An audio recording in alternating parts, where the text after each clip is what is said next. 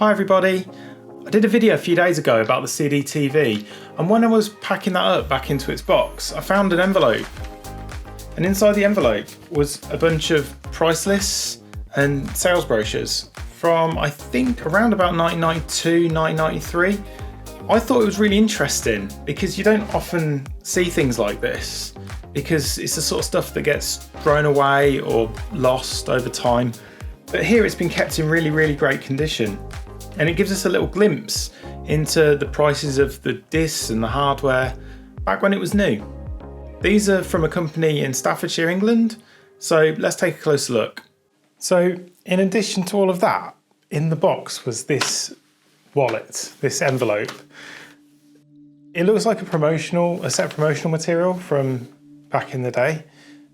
Obviously you can see there, this pack contains unbeatable CDTV offers. And inside, there's actually quite a lot of information, which reveals a little bit about what the market was like at the time of the CDTV. There's some price lists and other marketing materials.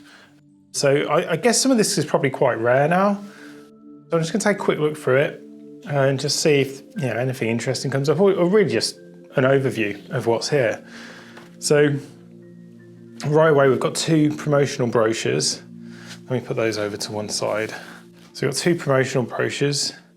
CD title selection, CD title selection. So this one's thinner. Perhaps it was an earlier version, or maybe a later one where they were trying to save a bit of money. But yeah, it just goes over a number of titles available on the system. A few stand out. Obviously, you've got Lemmings there. SimCity down here, Xenon 2, nothing else really stands out to me. But yeah, quite a lot of educational titles. They're really pushing that side of it. Music Maker, Musicolor, yeah, okay, quite a lot there. And that's the smaller one of the two brochures. Here we've got the bigger one. Very similar layout, but far more titles featured. So perhaps this is a later one. Let's see if there's a date on the back. Okay. So a few more recognisable titles. Turrican, which I'm guessing is, most of these are probably just going to be ports of the Amiga versions. Sensible Soccer, Secret of Monkey Island, Sherlock Holmes. Some music titles, Voice Master, 18 classic CD and G titles. If you don't know, CD, that's compact disc and graphics, so it was used a lot for karaoke, that kind of thing. Yeah, actually quite a lot more titles than I was anticipating. I thought there'd be like maybe 50 or something, but there was actually quite a lot.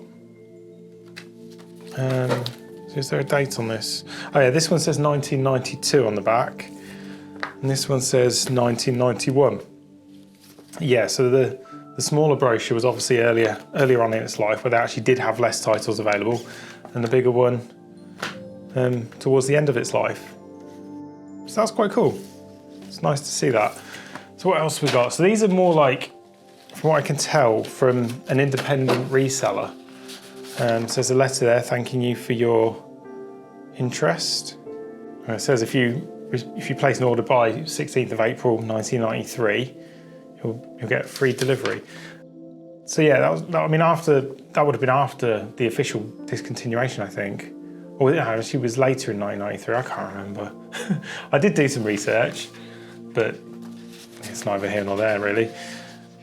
There's a price list of accessories. So the briquette thing, I think that's what I was trying to attach the joystick with, which I at least couldn't get it to work with Zool. I didn't try it with much else, to be honest. Oh, there's a remote mouse available, that's interesting. Wow. 1 megabyte upgrade for CDTV is £160. From this era, to get adjusted for inflation, you roughly double it. So yeah, 320 quid for a 1 megabyte RAM upgrade. List of joysticks available there. Quick Shot and Power Play. Zip Stick, oh, that was a good one.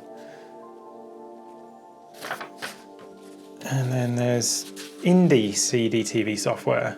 Don't know what Indie means, because you've got all sorts on here. Interest-free credit on the Amiga CDTV external hard disk drive. And a SCSI hard disk with a massive 65 megabytes. For just £269.99, £270, so 540 quid. Wow. So I remember these. They did, for all sorts of systems. So Super Nintendo, Mega Drive, Competition Pro. This one actually says here for use with Super Nintendo. So I'm not sure why it's here. I guess some of these joysticks are compatible with CDTV. I had that, the zip stick. I had that joystick. That was such a good joystick. I loved it. More software. So you can see Uncle John actually used this because the ones underlined here were actually downstairs in the box he gave me. News update. Did you know your CDTV player can connect to any Amiga computer and in doing so utilise the Amiga and compatible peripherals, giving a true multimedia? I'm not sure that's right. Anyway, the PowerNet adapter. PowerNet adapter, single floppy disk, driver software and a cable. Yeah, I think that's a very niche product. Type of credit you'd be looking at.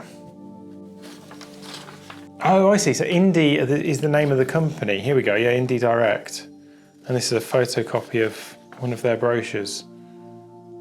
So there's an A1200. So probably, they're perhaps Amiga specialists. There's the CDTV. Yeah, so you can see their price, $399.99. That comes with the keyboard, disk drive, mouse, welcome disc, and a bunch of other stuff. So is there a date on this? When was this from? Not sure. I can't see a date. It'd be interesting to know precisely from when this originated. Yeah, I can't actually see a date on this. I would guess, judging from the other documents, around about 1993. So, printers there. Wow. How much printers used to cost? Bear in mind, like I said before, you could double that to get the equivalent today. And the RRP is £1,300. So yeah, so that was also all included in the box. Well, at least the box I received. Interesting stuff. So yeah, cool. Thanks for watching. If you haven't already, check out that video, what I did about the CDTV, where I turned it on for the first time since 1996. All right, I'm done.